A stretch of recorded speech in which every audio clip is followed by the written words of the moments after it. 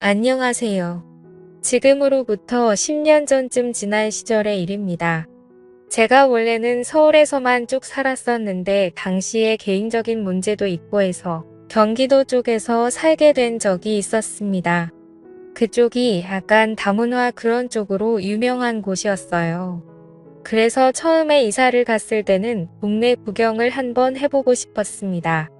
다문화 거리가 어떤 분위기인가 궁금하기도 하고 당시에 할 일도 딱히 없어서 산책겸해서 새벽바람에 한번 다녀온 적이 있었네요. 그냥 좋아들은 것만 가지고 생각해 보면 위험하거나 무섭거나 그런 이미지일 줄 알았는데 그런 건 없었고 똑같이 사람 사는 곳이더라고요. 뭐 다른 게 있다면 괜히 다문화라서 그런가 비슷한 사람들이 지나다녀도 괜히 그 사람들이 한국 사람처럼 보이지 않았다는 것 정도였을 겁니다. 그리고 간판들이 한자나 노어로 되어 있는 걸 보니 여기가 다문화 거리가 맞기는 맞는구나 싶었네요.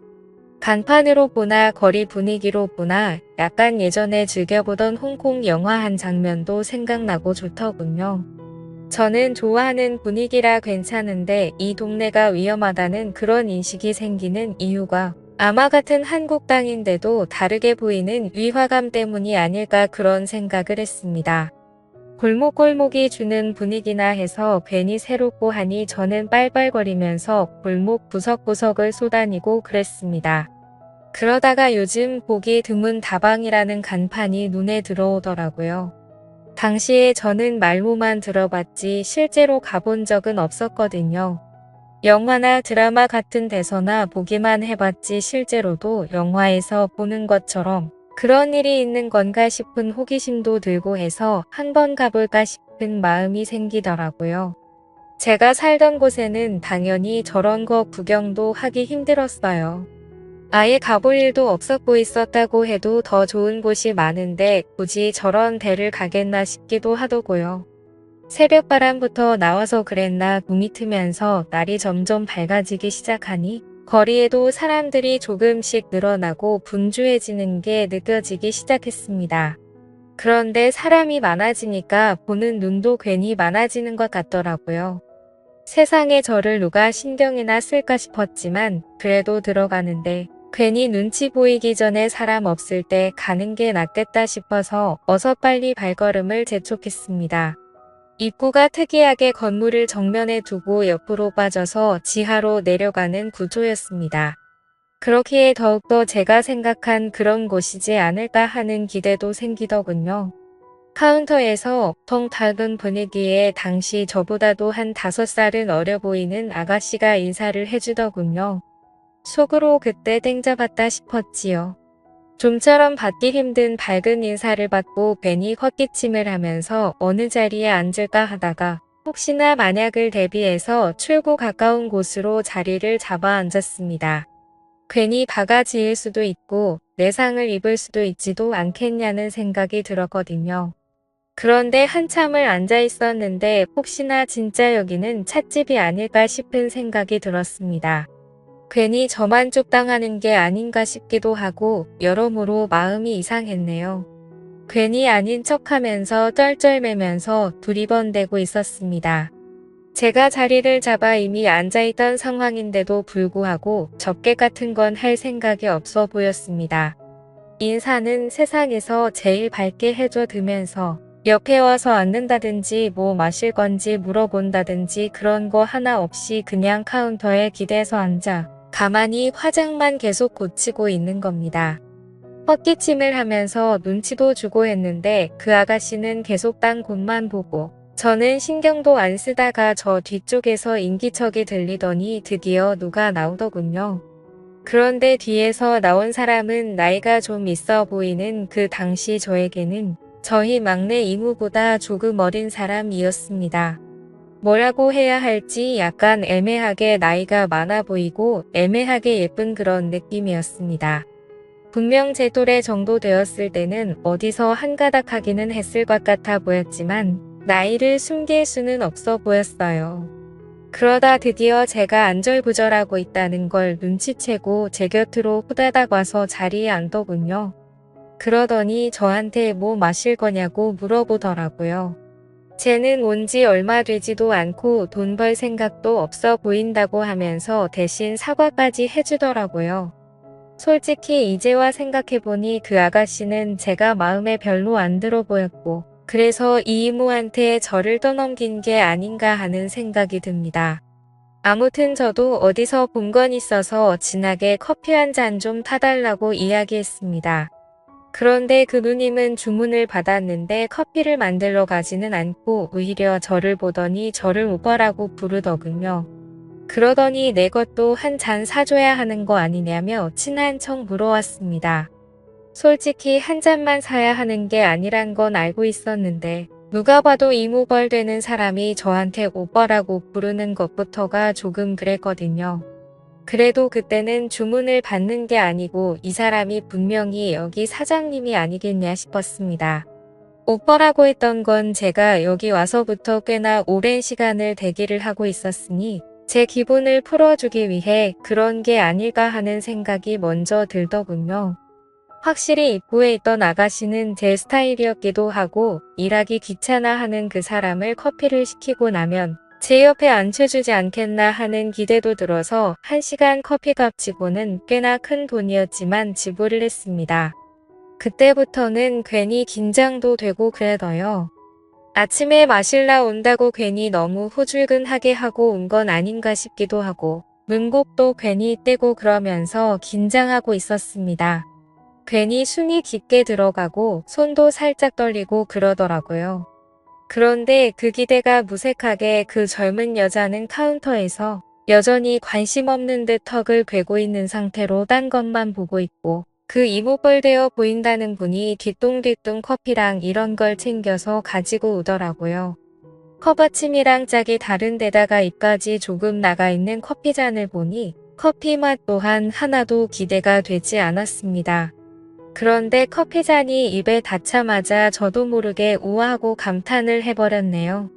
커피를 그렇게 잘 아는 사람은 아니지만 그 커피 맛만큼은 제가 어디서도 단 한 번도 입에 대본 적이 없다고 해도 무방할 정도로 이것보다 맛있는 커피는 없다고 단언할 만큼 독보적인 맛이었습니다. 인스턴트로 이런 맛을 어떻게 내는 건지 싶을 정도로 감탄이 다 나오더군요. 잠깐 커피 맛에 너무 심취한 나머지 옆에 그녀가 앉아있던 것도 잊은 채 커피만 마시고 있었습니다. 그런데 따뜻한 커피 때문인지 긴장이 풀려서 그런가 괜히 날카로움도 좀 누그러졌어요. 그러니 제 옆에 앉아가지고는 저를 지그시 바라보던 그 누님이 다르게 보이더라고요. 가까이서 보니 화장이 조금 진한 느낌이 있긴 하지만 입술도 새빨갛게 칠해서 그 당시 제가 주변에서 보던 또래 여자친구들에게서는 느껴본 적이 없는 그런 매력이 있더라고요. 그러니 제가 처음부터 여기에 온 이유도 뭔지 기억이 나기 시작했습니다. 커피를 마시러 온 게 아니라 체험과 경험을 위해 왔다는 것을 말이죠. 그렇게 생각을 고쳐먹으니 계속해서 그녀가 예뻐 보이기 시작하더라고요. 이 누님이 풍기는 분위기가 그냥 그런 게 아니고 당시 저 같은 애송이는 마음만 먹으면 헤어나이지 못하게 만들 것 같은 연륜에서 나오는 무언가가 있었습니다. 그러니 오히려 저는 더더욱이 긴장이 되기 시작하더군요. 그때부터는 카운터에서 딴청 부리고 있던 제 스타일의 여자는 눈에 들어오지도 않았습니다. 그 누님이 제가 아직 20대라는 걸 알고 나니 혼자 까르르 웃으면서 오랜만에 젊은 기운 받네 하면서 기뻐하더라고요. 자기한테 저만한 조카가 있다고 하는데 정말 이모벌이 맞았나 봅니다. 그리고 이어지는 질문 공세가 마치 호구 조사를 하는 것 같았습니다. 이 누님이 물어보는 말에 저는 따라가지를 못하고 계속 네. 아니요 하면서 단답식으로만 대답을 했습니다. 그런데 누님이 제가 따라오질 못하니 지루해졌는지 어느 순간부터 질문을 하면서 테이블 건너 벽에 걸려있는 텔레비전으로 계속해서 시선이 옮겨가더라고요. 얼마나 정적이 흘렀는지 저한테는 커피값에 포함된 1시간 중 몇 분 안 되는 시간이었는데 이대로 가다가는 가만히 단답만 하다가 가겠다 싶어서 안 되겠다 싶었습니다. 그래서 누님한테 커피 한 잔 더 마시고 싶다고 1시간 정도 더 있다 가면 안 되겠느냐고 조용히 말을 걸었지요. 누님은 제 말을 듣더니 피식하고 저를 깔보듯이 웃더군요.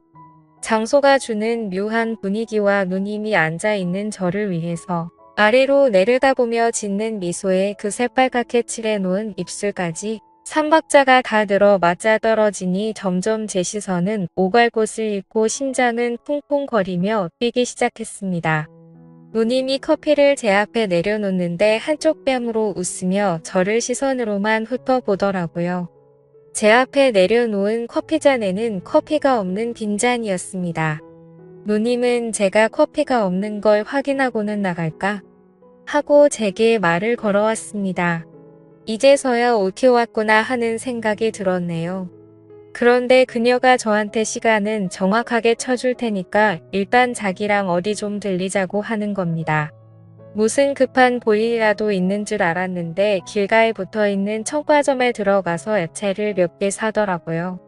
오늘 집에 뭐 음식 좀 해놓아야 하는데 이러면 곧바로 퇴근하면 시간이 딱 맞댔다면서요.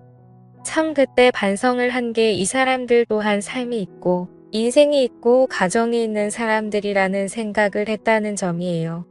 먹고 사는 게 다 똑같은 건데 당연히 일상이 있을 거라는 그런 생각은 안 했던 거죠.